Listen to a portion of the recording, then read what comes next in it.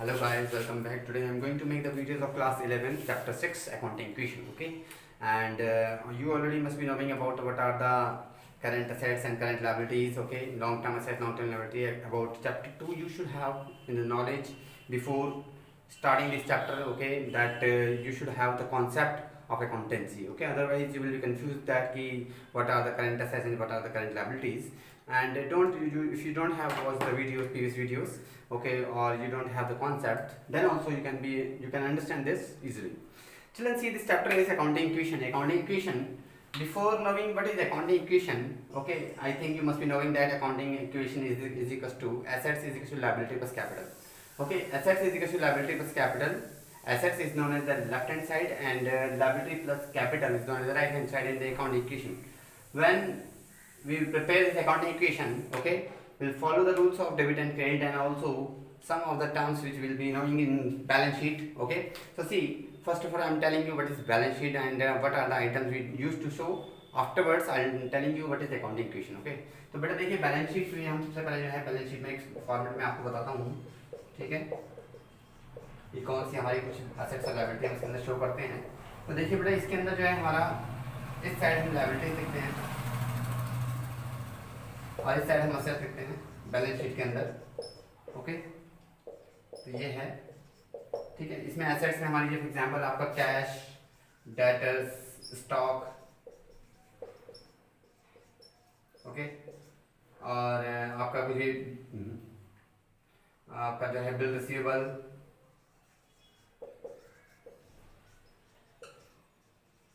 ऐसी कुछ एसेट्स रखी, फर्नीचर, मशीनरी. ठीक है, सपोज इनका टोटल जो है वो 2 लाख है सपोज. ओके, और लायबिलिटीज में मैंने ले लिया जैसे कैपिटल. सपोज कैपिटल आपकी जो है वो 1,50,000 है, और कुछ liability like creditors, bank overdraft, bill payable, bank overdraft. ठीक है, तो ये कुछ लायबिलिटीज हैं. ठीक है, क्रेडिटर्स, बैंक ओवरड्राफ्ट. ठीक है, ये करंट लायबिलिटी के नाम से जानी जाती हैं. बिल पेबल, ये सब चीज़ें हैं. तो इनका टोटल सपोज 50,000 है. ठीक है, तो यहाँ पर हमने जो है ये 2 लाख का सम पूरा दोनों साइडों में आया है. तो अगर आप देखेंगे तो हमारी जो अकाउंटिंग इक्वेशन जो चलती है बेटा वो ये होती है जिसके अंदर लेफ्ट हैंड साइड और राइट हैंड साइड होता है. Equation which having the term which has LHS and RHS is known as equation. You must be knowing in class 10th you understood about the equation. Linear equation you learned in class 10th. Okay, here we are having the accounting equation in which we represent the transactions of the monetary terms, okay, known as accounting equation. And here assets is equals to liability plus capital. ये हमारी बेटा जी terminology चलती है, ये हमारी accounting equation चलती है. Assets is equal to liability plus capital. तो एसेट्स अगर आप देखेंगे तो पूरी एसेट्स का टोटल 2 लाख है. ओके, और इधर हम लायबिलिटी और कैपिटल को अलग लिखते हैं. देखिए कैपिटल 1,50,000 है और लायबिलिटी जो है वो हमारी 50,000 की है. तो इस तरीके से बेटा जी हमारी जो है ये इक्वेशन चलती है. ठीक है, तो इसमें 1 बाय 1 हम एक अलग अलग ट्रांजेक्शन लेके चलते हैं और इसका एक फॉर्मेट बनाता हूँ मैं आपके सामने, और देखते जाएंगे कि इसको हम किस तरीके से रिप्रेजेंट करते हैं एक एग्जाम्पल के साथ. देखिए,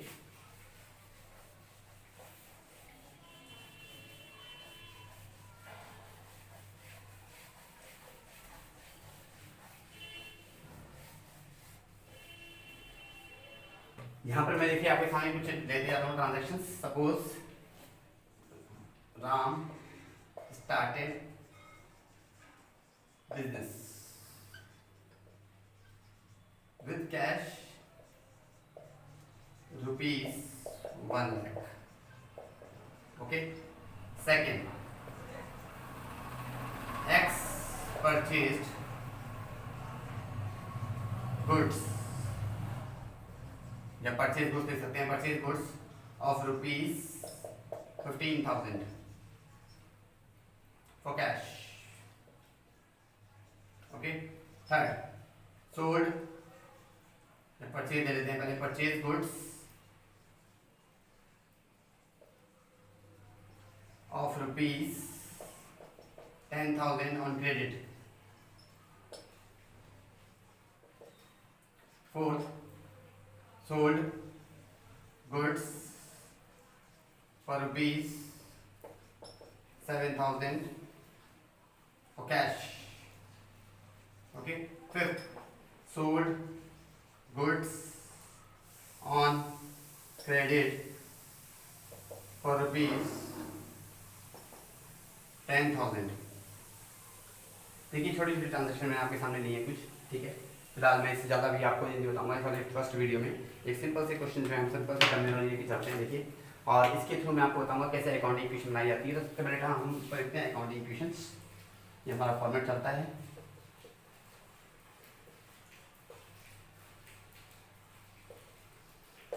ठीक है, अकाउंटिंग इक्वेशन में सबसे पहले हम लिखते हैं सीरियल नंबर, फर्स्ट ट्रांजेक्शंस,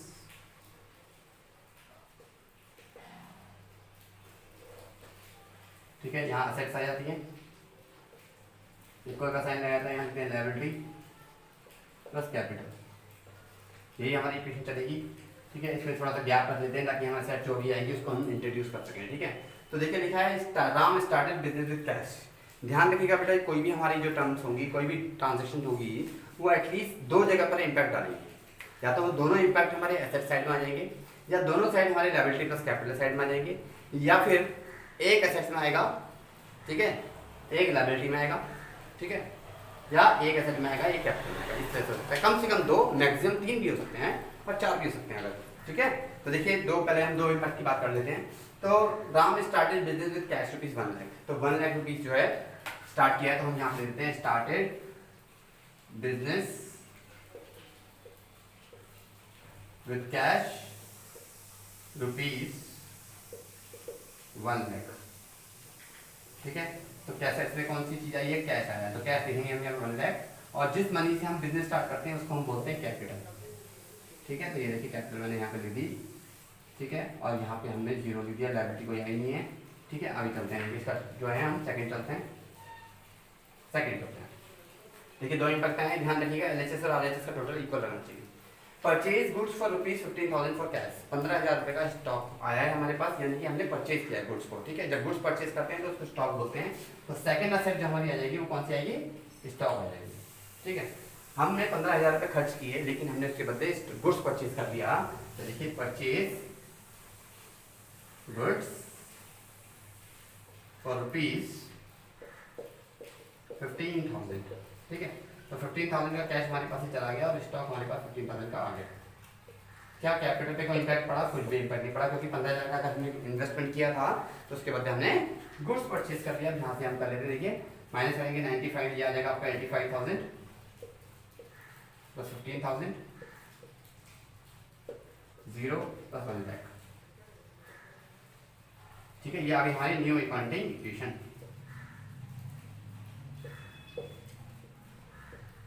इसके बाद चलते हैं नेक्स्ट, देखिए बेटा थर्ड वन। थर्ड वन में है कि purchase goods of rupees 10,000 on credit. अब की बार आपने कैश में परचेज नहीं किया है, आपने क्या किया है, क्रेडिट में परचेज किया है। तो क्रेडिट में लिखने के लिए हम लिखते हैं कि purchased goods for rupees 10,000 on credit, ठीक है।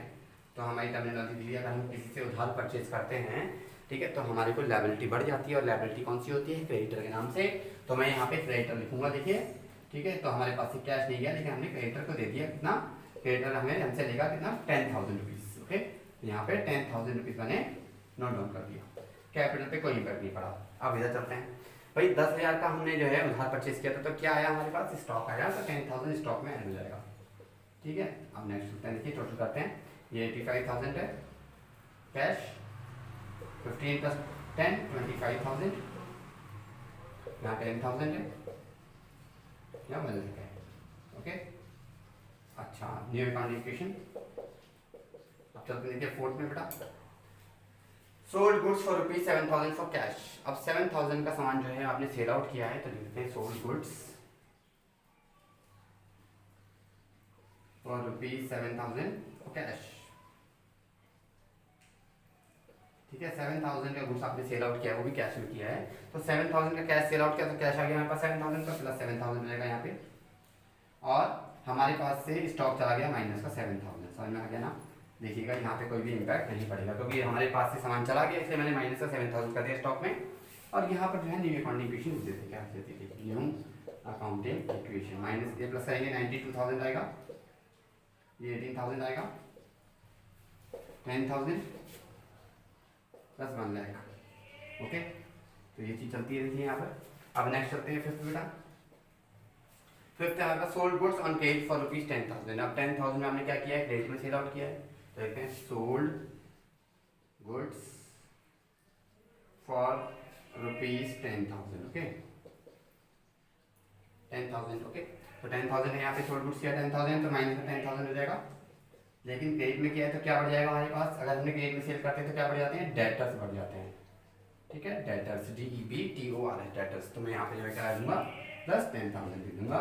और हमारी कोई भी लायबिलिटी भी इंक्रीज नहीं हुई और कैपिटल भी इंक्रीज नहीं हुई, इस पर भी कोई इम्पैक्ट नहीं पड़ा क्रैश पर। तो ये 92,000, ये आएगा 8,000, 10,000, 10,000 और 1 लाख।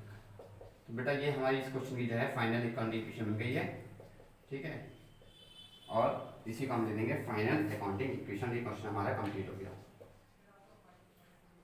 ठीक है, देखिए एक दो क्वेश्चन और लेके चलते हैं, जरा थोड़ा बड़ा क्वेश्चन ले लेते हैं इस बार। इसमें अगर हमें बैलेंस शीट बनानी होगी तो बैलेंस शीट कैसे बनाएंगे, देखिए बैलेंस शीट का फॉर्मेट वही है, हमें पता है। बैलेंस शीट लिखते हैं यहाँ पर, यहाँ लायबिलिटी लिखते हैं, यहाँ लिखते हैं एसेट्स। ठीक है, यहाँ रुपीज हो गया। देखिए यहाँ पे हमारी जो है क्या क्या एसेट्स हैं, कैश है, स्टॉक है और डेटर्स हैं। स्टॉक डेटर्स लास्ट में जाके देखिए इनका अमाउंट कितना कितना है। कैश का अमाउंट 92,000 है, इसका अमाउंट 8,000 है, इसका अमाउंट 10,000 है। इनको ऐड करते हैं तो 1,10,000 आ रहा है इधर। कर दिया। इधर देखिए लायबिलिटी साइड में क्या क्या है, एक क्रेडिटर है और एक कैपिटल। तो पहले कैपिटल लिखेंगे फिर क्रेडिटर लिखेंगे। ठीक है, तो देख लेते हैं बेटा, कैपिटल जो है वो 1 लाख की है और क्रेडिटर जो है वो 10,000 की। इन दोनों को ऐड करेंगे तो ये भी कितना आएगा 1,10,000। तो इसका और उसका टोटल सुन लीजिए ध्यान से, दोनों एक ही सीट में आपको टोटल लिखना होगा। ठीक है, जब आप बैलेंस शीट बनाएंगे। ठीक है, तो ये चीज़ हो गई, एक सिंपल फॉर्मेट, सिंपल क्वेश्चन था आपके सामने अकाउंटिंग इक्वेशन का। अब थोड़ा बड़ा क्वेश्चन लेके चलते हैं। सी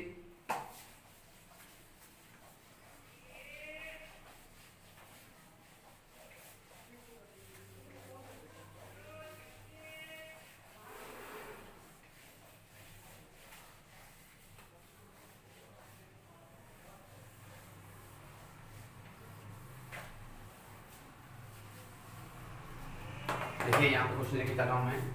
ठीक है, कि सबसे पहला पॉइंट जो है started business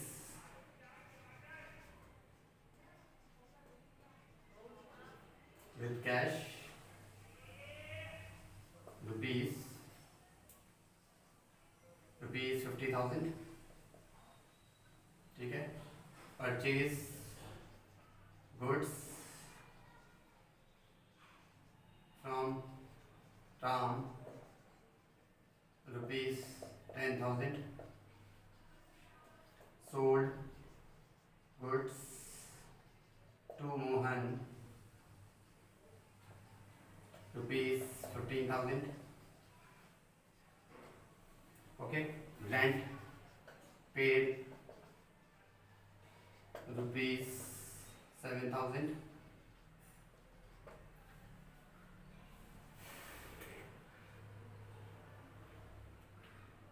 Dividend received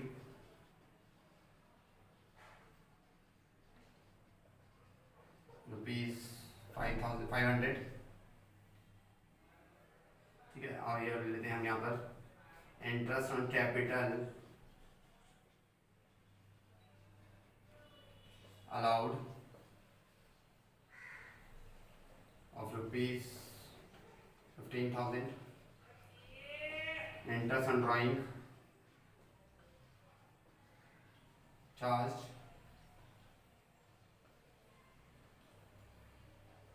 rupees 10,000 with। अब ले लेते हैं बेटा जी हम इसके अंदर sold goods worth rupees 10,000 costing दे देते हैं, costing ₹10,000 in at a profit of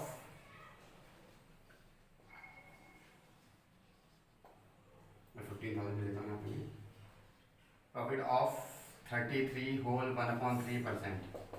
अब देखिए बेटा ये 8 पॉइंट मैंने यहाँ लिए हैं इन क्वेश्चन में, ठीक है। अब इसको कैसे करना है देखिएगा ध्यान से, इसके अंदर पॉइंट बहुत इंपॉर्टेंट है, बच्चों को नॉर्मली इन्हीं पॉइंट्स में सबसे ज़्यादा दिक्कतें आती हैं। तो देखिए क्या करना है इन पॉइंट्स में, फॉर्मेट बनाते हैं यहाँ पर अकाउंटिंग इक्वेशन।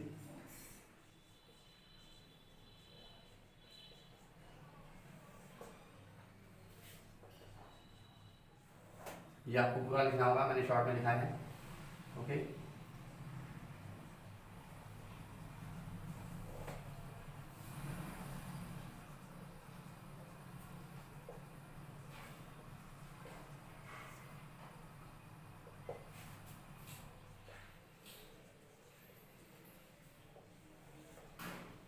इस पॉइंट को थोड़ा सा छोटा बना लेते हैं, एसेट में थोड़ी ज़्यादा होती है तो हम एसेट का थोड़ा बड़ा कॉलम बनाएंगे, ओके।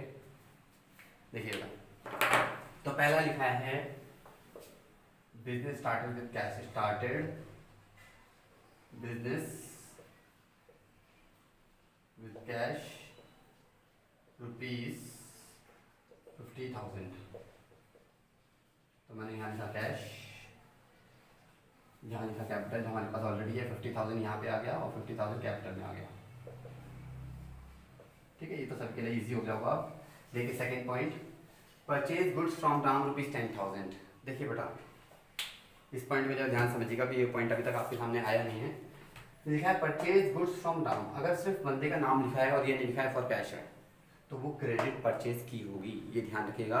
अगर यहाँ पे बंदे का नाम मेंशन होगा जिससे आपने परचेज किया है, या सेल आउट में भी यही सीन है, अगर सेल में और परचेज में दोनों में अगर नेम मेंशन हो और आगे कुछ ना लिखा हो फॉर कैश वगैरह, तो इसका मीनिंग वो क्रेडिट में परचेज या सेल हुई होगी, ठीक है। क्या बोला मैंने कि अगर परचेज के साथ आपका नेम मेंशन है और नेम में आगे फॉर कैश नहीं लिखा है तो वो क्रेडिट परचेज है। इसी तरीके से sold goods to Mohan, Mohan के लिए भी यही सीन होता है, अगर यहाँ पे सेल आउट किया है किसी बंदे का नाम मेंशन है आगे फॉर कैश में नहीं है तो वो क्रेडिट है, ठीक है। तो देखिए तो इन दोनों को हम क्रेडिट की तरह ट्रीट करेंगे, किस तरह से करेंगे तो लिखते हैं यहाँ पर परचेज्ड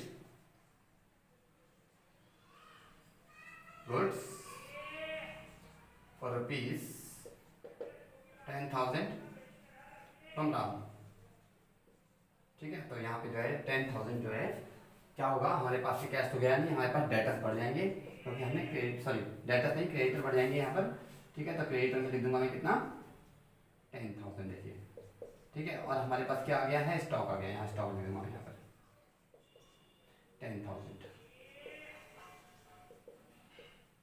और यहाँ टोटल कर लेते हैं, देखिए ये 50,000 आया, ये 10,000 आया, ये 10,000 है और कैपिटल हमारे पास 50,000 है, ठीक है। टोटल करते रहेगा, इसको हम लिख देंगे न्यू अकाउंटिंग इक्वेशन। अब चलते हैं थर्ड वन। थर्ड में लिखा है sold goods to Mohan, sold goods to Mohan ₹15,000, ठीक है। तो 15,000 में उसने सेल आउट किया है, तो सेल आउट करेंगे तो हमारे पास से कैश तो जाएगा नहीं, स्टॉक से बचेगा। देखिए हमारे पास ये कितना था, तो हम क्या करते हैं बेटा इस परचेज वाली अमाउंट को थोड़ा बड़ा कर लेते हैं, तभी हमारे पास इतना स्टॉक ही नहीं था तो कैसे जाएगा, ठीक है। तो मैं यहाँ लिख देता हूँ इसको 30,000 ले लेता हूँ बेटा, ठीक है 30,000, थोड़ा अमाउंट को बढ़ा देते हैं क्वेश्चन में, ठीक है। तो यहाँ पे मैं 30,000 ले देता हूँ, ये जो परचेज किया, ठीक है। तो 30,000 हो गया, यहाँ पे 15,000 का स्टॉक चला जाएगा, देखिए तो 15,000 का स्टॉक चला गया, माइनस कर दिया, ठीक है। लेकिन क्या है, कैसे है, क्रेडिट में गया है तो हमने क्या कर दिया, डेटर्स लिख दिया आगे, जिन्होंने हमें पैसा चुकाना होगा, प्लस 15,000 लिख देंगे और यहाँ पे कोई भी चेंजेस नहीं आएंगे। तो यहाँ टोटल कर लेते हैं कि ये 50,000 आएगा, ये 15,000 हो गया, ये भी 15,000 हो गया, ये भी 30,000 हो गया, ये 50,000 हो गया। देखिए दोनों साइड पर टोटल कुछ सही चल रहा है, ठीक है। तो ये अकाउंटिंग इक्वेशन यहाँ पर आ गई है। फोर्थ देखते हैं बेटा, फोर्थ में रेंट पेड ₹7,000, रेंट पेड, जब रेंट हम पे करते हैं बेटा जी हमारे पास ये क्या है, ये एक्चुअली क्या है, चार्ज अगेंस्ट प्रॉफिट होता है, ठीक है ना। चार्ज अगेंस्ट प्रॉफिट माने एक तरह का लॉस है, समझ लीजिए सारे एक्सपेंस हमारे करके लॉसेस होते हैं। तो हम यहाँ कर लेते हैं माइनस 7000 करते हैं। देखिए 7000 पे दिया है, ठीक है, तो 7000 यहाँ पे माइनस हो जाएगा कैश में से, दूसरा 7000 कैपिटल में से माइनस हो जाएगा। ध्यान रखिएगा ये हमारे लॉसेज जो हमारी कैपिटल को कम कर देते हैं और प्रॉफिट हमारी कैपिटल को बढ़ा देते हैं। तो यहाँ पे आएगा 43,000, 15,000, 15,000, 30,000 और 43,000, ठीक है। तो ये हमारे पास 73,000 टोटल चल रहा है, नो प्रॉब्लम एट ऑल। ये न्यू अकाउंटिंग इशू हो गई। अब चलते हैं फिर क्या बोला है, डिविडेंड रिसीव्ड, डिविडेंड रिसीव्ड ₹500, 500 रुपये का डिविडेंड। देखिए बेटा डिविडेंड क्या होता है, जब कंपनी को, किसी कंपनी को ना प्रॉफिट होता है तो वो अपने क्या करता है, अपने शेयर होल्डर जिन्होंने शेयर हमारे परचेज कर रखे होते हैं उनको उस प्रॉफिट का एक पार्ट डिस्ट्रीब्यूट कर देता है अपने शेयर होल्डर में, तो उसको हम डिविडेंड कहते हैं। तो देखिए डिविडेंड है 500 रुपये, तो 500 रुपये हम ऐड कर देंगे यहाँ पर कैश में, और उधर 500 हमारा इसमें कैपिटल में ऐड हो जाएगा, क्योंकि हमें जब मिलेगा डिविडेंड तो उससे हमारी कैपिटल बढ़ जाएगी। ऐड कर देते हैं 43,500, 15,000, 15,000, 30,000 और 43,500। New accounting equation. अब देखिए 6 पॉइंट देखते हैं बेटा। 6 पॉइंट में क्या होता है, इंटरेस्ट ऑन कैपिटल। देखिए इस पॉइंट को जरूरी है समझना बेटा। Allowed interest on capital ₹15,000। इसी के साथ मैंने एक दूसरा पॉइंट लिखा है बेटा, वो है इंटरेस्ट ऑन कैपिटल चार्ज। इन दोनों पॉइंटों को समझना बहुत जरूरी है।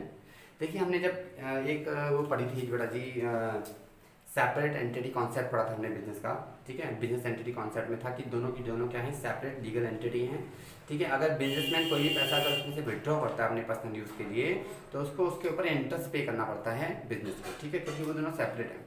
इसी तरीके से अगर बिजनेसमैन ने कैपिटल इंट्रोड्यूस किए अंदर उसके अंदर, तो बिजनेस को क्या करेगा, उसके बदले इंटरेस्ट देगा। तो इंटरेस्ट जब देगा उसको, तो हम क्या कर लेते हैं, पहले तो कैपिटल में ऐड कर लेते हैं 15,000। तो सबसे पहले हम इसको ऐड कर देते हैं, ठीक है। हमने क्या कर लिया, ऐड कर लिया इंटरेस्ट इन कैपिटल को। उसके बाद क्या हुआ, उसने वापस उसी कैपिटल, उसी इंटरेस्ट को उसने वापस उसने बिजनेस में डाल दिया, तो उसको प्लस -15,000 कर देते हैं, ठीक है। तो उसने वापस बिजनेस में डाल दिया तो -15,000 हो गया, ठीक है।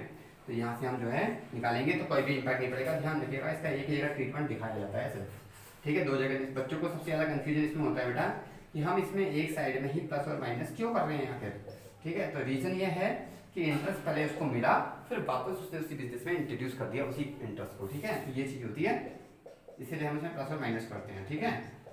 लेकिन पहले क्या करना है, पहले आपको प्लस करना है। ध्यान रखिए कि उसको पहले इंटरेस्ट मिल गया, फिर वापस उसने उसी में इंट्रोड्यूस कर दिया, वापस उसी में डाल दिया, इसलिए हम प्लस और माइनस कर रहे हैं, ठीक है। न्यू अकाउंटिंग क्वेश्चन हो गई। अब चलते हैं 7 पॉइंट पर। अब आ रहा है interest on drawing, interest on drawing charge.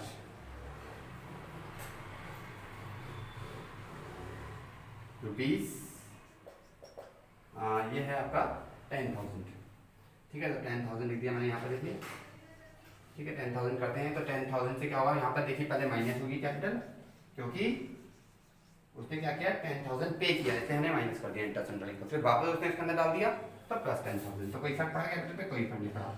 लेकिन ये दिखाना बहुत जरूरी है बेटा जी, इसका ट्रीटमेंट बच्चों का नहीं आता एग्जाम में, तो ट्रीटमेंट दिखाना बहुत जरूरी है। ध्यान रखिए दोनों हमें जो है कैपिटल में से करना है, इंटरेस्ट ऑन ड्राइंग और इंटरेस्ट ऑन कैपिटल को दोनों को भी ड्राइंग में ही ट्रीटमेंट किया जाता है, ठीक है। लेकिन बस उसमें पहले प्लस, इसमें minus.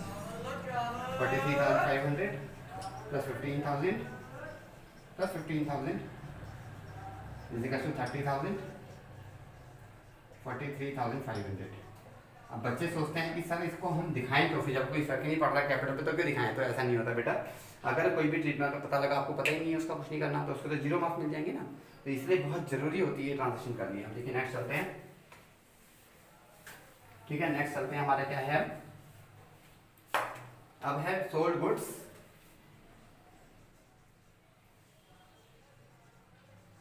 Costing ₹15,000 at a profit of 33 whole 1/3%। देखिए अब इसको समझना क्यों जरूरी है बेटा। ये क्वेश्चन में आएगा आपके आगे और आप कंफ्यूज हो सकते हैं इस फ्रैक्शन को देख करके, मिक्स फ्रैक्शन को देख करके। देखिए 15,000 का जो सामान था, यानी गुड्स जो थी 15,000 की, तो पहले मैंने क्या किया, स्टॉक में से 15,000 माइनस कर दिया। ठीक है, इस 15,000 में से मैंने 15,000 माइनस कर दिया। अभी स्टॉक यही था हमारा 15,000, ये कैश था, ठीक है, और ये डेटर थे, ये क्रेडिटर थे और ये कैपिटल थी। तो मैंने 15,000 माइनस कर दिया। क्या कह रहे हैं वो, उसको जो है 15,000 के गुड्स को उसने क्या किया, 33 होल 1/3% के प्रॉफिट में बेचा। तो 33 होल 1/3% कितना होता है, 100/3% होता है ना। देखिए 33 होल 1/3% का साइन ऐसे लगाया, या 100/3, ठीक है। और परसेंट का मतलब अपॉन 100 होता है, तो इसलिए मैं अपॉन 100 यहाँ लिखूंगा इंटू 100। तो एक्चुअल में इसका मीनिंग क्या है, ये है, किसका निकालना है, 15,000 का। तो निकालते हैं, 0000 कैंसिल हो गए, 3 5 15, यानी प्रॉफिट कितना हो गया, 5,000 का प्रॉफिट हुआ। ठीक है, तो मैंने 5,000 जो क्या किया, कैपिटल में ऐड कर दिया। सबसे पहले 5,000 हमारे प्रॉफिट से बढ़ गए, तो मैंने यहाँ पे 5,000 प्रॉफिट में ऐड कर दिया। कैश कितना है हमारे पास, तो 10,000 का सामान था, 5,000 प्रॉफिट में बेचा है, तो हमारा जो सेलिंग प्राइस हो जाएगा वही हमारे को कैश कितना मिलेगा, 15,000 का। तो मैंने 15,000 क्या कर दिया यहाँ पर, कैश में ऐड कर दिए। ठीक है, स्टॉक मेरे पास से सिर्फ 10,000 का गया था, 15,000 का नहीं। ठीक है, तो 10,000 माइनस कर दिया मैंने वहाँ पे। अब देखिए यहाँ पे जो हमारी फाइनल अकाउंटिंग इक्वेशन बन जाएगी, वो मैं नीचे लिखूंगा आपके सामने। देखिए क्या बनी फाइनल अकाउंटिंग इक्वेशन,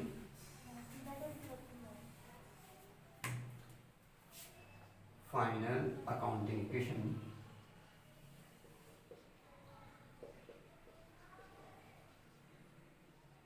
तो 43,500, 15,000 प्लस करेंगे 58,500,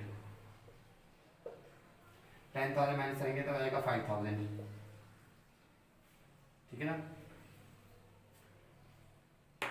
नहीं 15,000 का था बेटा, वो 15,000 का हमने निकाला, तो यहाँ पे 20,000 आना था, हमें 15,000 में ऐड करना था। ओके, तो ये आ जाएगा हमारा 20 + 43 53 46 63,500। ओके, और यहाँ पर जो है हमारा 15,000 का स्टॉक चला गया था, तो 15 में से 15 गया, यहाँ पे कुछ नहीं बचा, नहीं हो गया। ठीक है, तो यहाँ पे मैं नील लिख दूंगा, क्योंकि हमारे पास अभी स्टॉक कुछ बचे ही नहीं है। अच्छा, उसके बाद डेटर्स जो थे हमारे पास कितने थे, 15,000 के थे ना, तो 15,000 ऐसे रहे। ठीक है, और क्रेडिटर कितने थे हमारे पास, 30,000 थे, और ये हमारे पास कितना हो गया, 43 में 5 प्लस कर दिया, 48,500। अगर आप इन दोनों को ऐड करेंगे तो दोनों साइडों में टोटल इक्वल आएगा। तो बेटा इनको नोट करना मत भूलिएगा। ठीक है, ये कुछ टर्म्स हैं, नोट कर लीजिएगा। और अकाउंट इसी तरीके से अपनी जो है बैलेंस शीट जैसे कि प्रीवियस क्वेश्चन मैंने बनाई थी, बनाने की कोशिश कीजिएगा। ठीक है, thank you for watching the video children, till then thank you so much, bye bye. For the next video we'll make new videos to make you understand about the new concept of accounting equation. Thank you so much children, thank you.